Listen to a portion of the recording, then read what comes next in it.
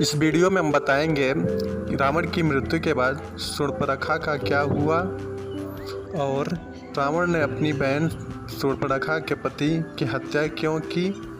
तो चलिए शुरू करते हैं। शूर्पणखा ने अपने भाई के खिलाफ जाकर दानव राजकुमार विद्युज्जावा से विवाह कर लिया था। एक दानव राजकुमार से विवाह करने के कारण रावण बहुत दुखी था और वह गुस्से में आकर अपने बहन के पति की हत्या कर दी। वह अपनी बहन और उसके पति दोनों को मारना चाहता था, लेकिन बाद में अपनी बहन को छोड़ दिया और उसके पति की हत्या कर दी। उसके बाद शूर्पणखा अपने भाई के पास ही रहने लगी थी। अपने पति के मृत्यु के पश्चात शूर्पणखा ने फिर कभी शादी नहीं की। रावण की मृत्यु और उसके बर्बादी का कारण शूर्पणखा ही है। तो आइए देखते हैं कि क्या हुआ था। जब कैकेयी के कहने पे राजा दशरथ ने श्री राम को 14 वर्ष का वनवास घोषित कर दिया था, तो श्री राम और सीता और उनके भाई लक्ष्मण ये जंगल में आकर रहने लगे। उसी समय शूर्पणखा वहाँ से जा रही होती है। उसकी नज़र प्रभु श्री राम पे पड़ती है। वह उनसे मोहित हो जाती है और उनके पास आकर उनसे विवाह करने के लिए कहती है, लेकिन प्रभु श्री राम उससे कहते हैं कि मैं पहले से शादीशुदा हूँ। मेरा भाई लक्ष्मण जिसकी शादी नहीं हुई है, तुम उससे बात करके देखो।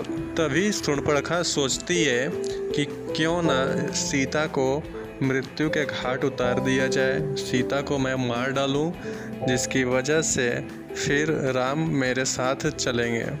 और वह कह के सीता की तरफ बढ़ती है और उसे पकड़ लेती है।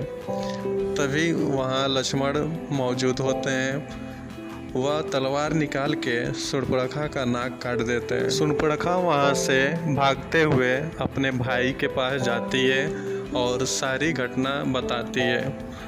वह अत्यंत क्रोधित होता है और बदला लेने की सोचता है और उसी के तहत प्लान बनाकर वह साधु का वेश रखकर वह जंगल में आता है जहाँ राम, सीता और लक्ष्मण रहते हैं। वह साधु के वेश में सीता से भिक्षा मांगता है और उनका मौका पाते ही हाथ पकड़ के अपने साथ लेकर चला जाता है। रास्ते में जटायु मिलते हैं। वो रोकने की बहुत कोशिश करते हैं लेकिन कामयाब नहीं होते हैं। वह सीता को लेकर लंका चला जाता है। फिर वानरों की मदद से श्री राम सीता को ढूंढते हैं और वह लंका पहुंच जाते हैं और लंका पहुंचकर रावण से युद्ध करते हैं। युद्ध में रावण मारा जाता है और रावण के मारे जाने के बाद श्री राम ने लंका का राजा विभीषण को घोषित कर दिया और लंका में विभीषण का राज्य शुरू हो जाता है। विभीषण के राज्य शुरू होने पे वहाँ शूर्पणखा अपने भाई विभीषण के साथ रहने लगती है। विभीषण एक धार्मिक व्यक्ति था।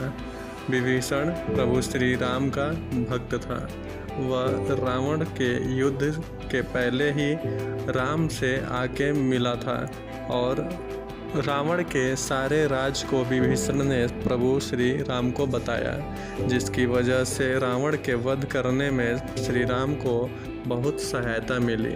उसी ने बताया था कि रावण के नाभि में मारने पे उसकी मृत्यु होगी। युद्ध के समय यही राज प्रभु श्री राम के काम आया था।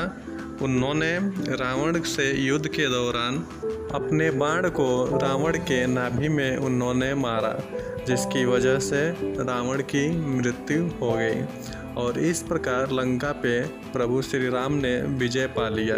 लंका पर विजय पाने के बाद वहाँ की प्रजा के लिए जल्द ही किसी न किसी राजा के घोषित किए जाने की ज़रूरत थी। तो इसको नज़र में रखते हुए प्रभु श्री राम ने रावण के भाई विभीषण को लंका राजा घोषित कर दिया जाता है। विभीषण के राजा बनने के पश्चात उसकी बहन शूर्पणखा अपने भाई और अपने बच्चे के साथ वह लंका में ही रहने लगती है। आपको बता दें कि शूर्पणखा का एक बेटा था जो शूर्पणखा के साथ ही रहता था।